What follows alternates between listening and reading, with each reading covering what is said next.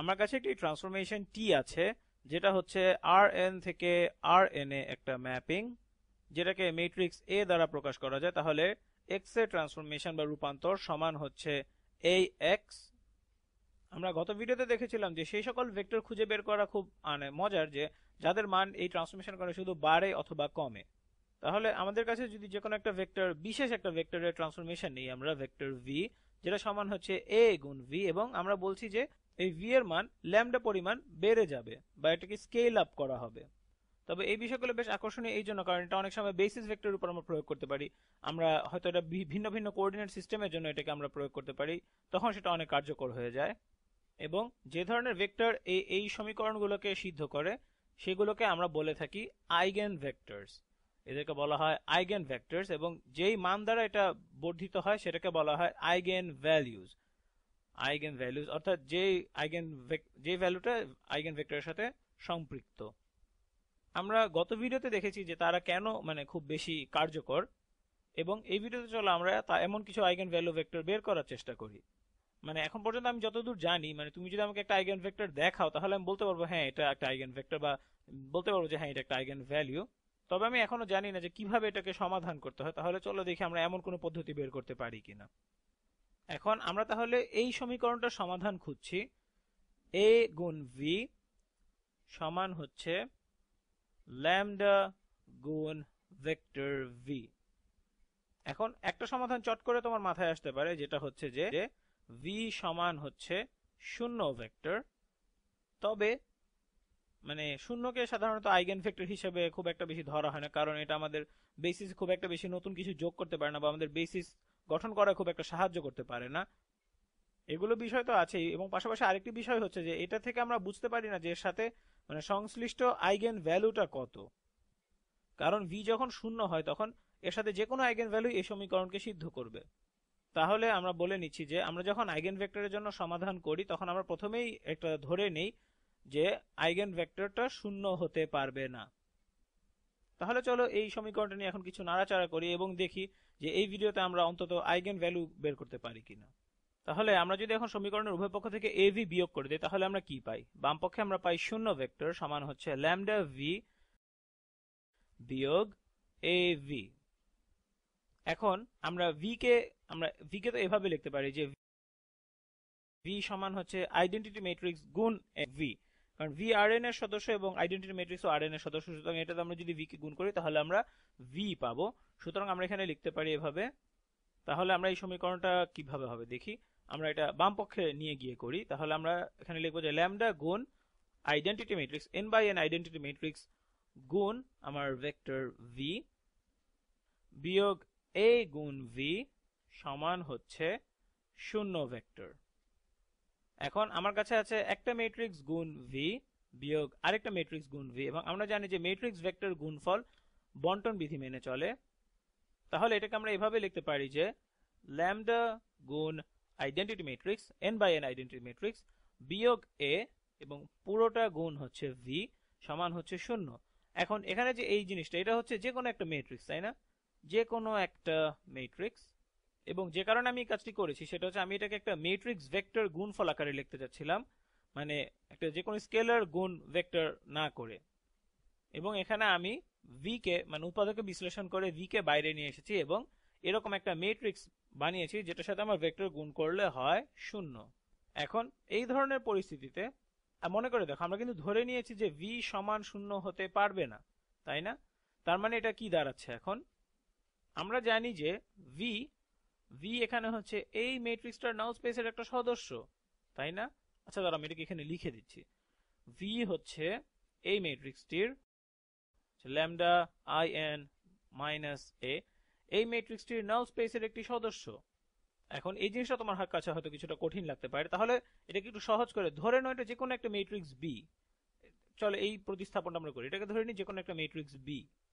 তাহলে এই সমীকরণটি হয়ে যায় বি ভি সমান শূন্য।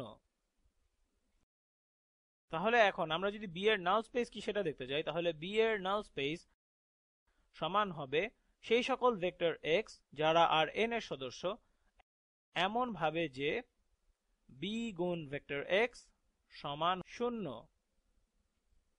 তার মানে এখান থেকে আমরা অবশ্যই বলতে পারি যে ভি বি এর নাল স্পেসের একটি সদস্য। কেন? কারণ আমরা এখানে ধরে নিচ্ছি যে ভি যদি এই সমীকরণটি সিদ্ধ করে তাহলে ভি অবশ্যই বি এর নাল স্পেসের একটি সদস্য হবে। এখন আমরা কিন্তু জানি যে ভি সমান শূন্য হতে পারবে না, তাই না? তাহলে ভি কে আমরা বলছি এখানে একটা non trivial member of null space, কারণ আমরা জানি যে শূন্য ভেক্টর সবসময় আমাদের নাল স্পেসের একটি সদস্য, কিন্তু ভি যেটাকে আমরা ধরে নিচ্ছি যেটা শূন্য সমান না।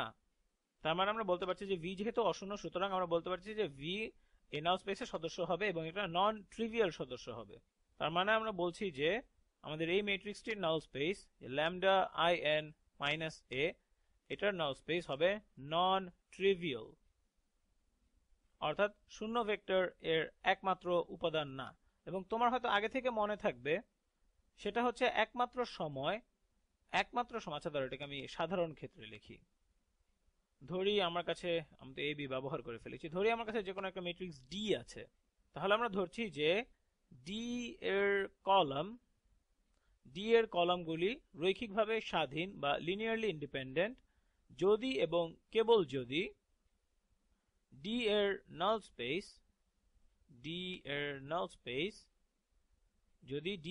স্পেস ধারণ করে কেবলমাত্র শূন্য ভেক্টর। তাহলে যদি আমার কাছে এমন একটা ম্যাট্রিক্স থাকে যার নাল স্পেস শুধুমাত্র শূন্য ভেক্টরকে ধারণ করে না, তার মানে তার কলামগুলি লিনিয়ারলি ডিপেন্ডেন্ট, অর্থাৎ রৈখিকভাবে নির্ভরশীল। এবং আমি এটা তোমাকে মানে এখানে এটার জন্যই লিখলাম যে মানে দেখার জন্য যে আমরা কি সব জানি, এবং এটা দেখানোর জন্য যে আমরা যে ম্যাট্রিক্সটি নিয়ে কাজ করছি এখানে তার কলামগুলি লিনিয়ারলি ডিপেন্ডেন্ট। তাহলে আমাদের matrix lambda I N minus A, এটা দেখতে অনেক ভারী কিছু মনে হয়, কিন্তু এটা আসলে শুধু একটা ম্যাট্রিক্স। এর অবশ্যই লিনিয়ারলি ডিপেন্ডেন্ট কলাম থাকতে হবে। অর্থাৎ এটাকে আরেকভাবে বলা যায়, তোমার যদি লিনিয়ারলি ডিপেন্ডেন্ট কলাম থাকে তাহলে তুমি বিপরীতযোগ্য না বা নট ইনভার্টেবল। এবং এটা আরো বলে যে তার নির্ণায়ক বা ডিটারমিনেন্ট অবশ্যই শূন্য হতে হবে। এবং এগুলো সবগুলো জড়িত। তোমার যদি ডিটারমিনেন্ট শূন্য হয় তাহলে তুমি ইনভার্টেবল হবে না এবং তোমার কলামগুলি লিনিয়ারলি ডিপেন্ডেন্ট হবে। এবং তোমার ডিটারমিনেন্ট যদি শূন্য হয় তাহলে তোমার নাল স্পেসে নন ট্রিভিয়াল উপাদান থাকবে। এবং তার মানে তোমার ডিটারমিনেন্ট যদি শূন্য হয় তাহলে সেখানে এমন কোনো ল্যামডা আছে যেটার জন্য তোমার সমাধান পাবে ভেক্টর ভি অশূন্য হওয়ার জন্য।